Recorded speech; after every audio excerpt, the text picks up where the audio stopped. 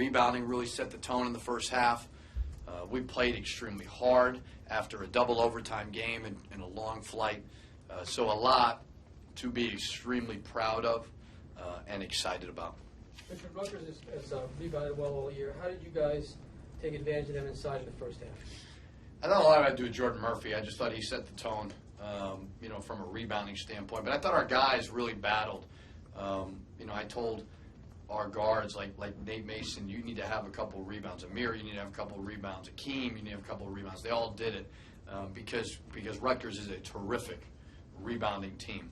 So when I looked at the stat sheet, we were plus 10 in that first half. I knew we'd be sitting in a good spot. So they made some plays coming back in the second half. But I think at the end of the day, Nate Mason just made some winning plays for us. Coach, rebounding is obviously critical. Another great effort, second in a row, especially on the road. How important is that in the drive now the rest of the way?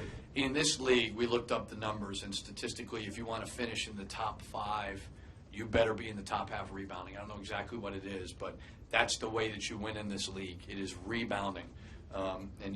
Some other things may not go your way, but you can always rebound the ball. Second chance points, we had 20. We made our free throws when we needed to. So we did a lot of little things. When we haven't done that all year, we're starting to do that. I know coaches don't like to reflect mid-season, but how different are things for this team from when you guys were here a year ago? You had like 8 guys that were able to play in that game. I don't know if it was 8. It seemed like it was about 3. It's like to reflect when you win. We don't like to reflect when we lose. That's kind of what we do. But yeah, it's last year was a challenging end, because we had actually been playing well. We had beaten Maryland top 5 in the country. Then we had beaten Rutgers, I believe. And then we had to suspend guys, and Joey King got hurt. And it was impossible to win. And that was really tough. And I remember walking in here going, ugh, this brings back bad memories.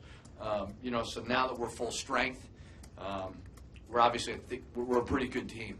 And, hopefully we continue to improve and get better. So after 25 games, I love where we sit. I really do. What is it about Steve Biko? You said you think Rutgers is going in the right direction. Now, what is it about Steve Biko that makes you say that? They play hard. They play tough. It's always that you never know if you do that with guys that you didn't recruit. So he's obviously got those guys inspired. They're fighting. They're close. They were at Ohio State. It was a tie game with a minute to go. Somebody fouled on a 3-point play. It became a 4-point play, and that just kind of ended it. But it is a scrappy Mm-hmm. team. Their rebounding numbers, their defense, they're top 50 in the country in DER. And he's doing that, by trying to build a base. In your first year, that's what you try to do. It's very obvious what he's trying to do. He's trying to get his guys to play scrappy, tough, UConn-type basketball, and that's very, very evident. They have an identity, and I always believe well-coached teams have an identity. Coach, any concern when Murphy found out 2.5 left? And Yeah. You're up by 7.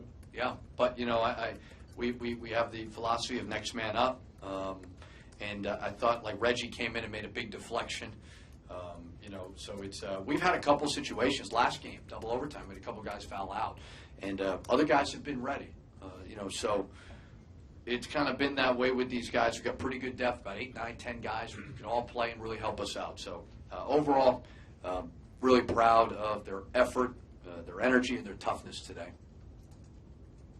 Anything else, Coach? Thank you. Thank you.